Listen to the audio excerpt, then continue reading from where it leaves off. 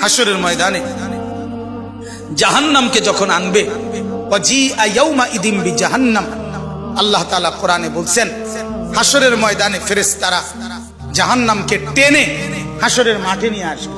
এই যে এখানে যেরকম আমরা বসছি, মনে করেন এখানে আনছে আইনা দাঁড় করাইছে, ঠিক এরকম টেনে আনবে।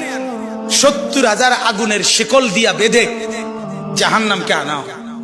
70,000 আগুনের শিকল, এক একটা শিকলের মধ্যে 70,000 আংটা, ওই যে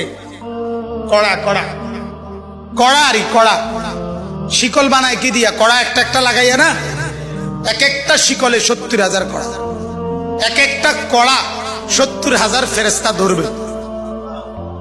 এবার কত কোটি আপনি গণেন, আমার সময় নাই। কোটি কোটি ফেরেশতা টেনে আনবে, আর জাহান্নাম তার একটা বিকট চিৎকার দিবে।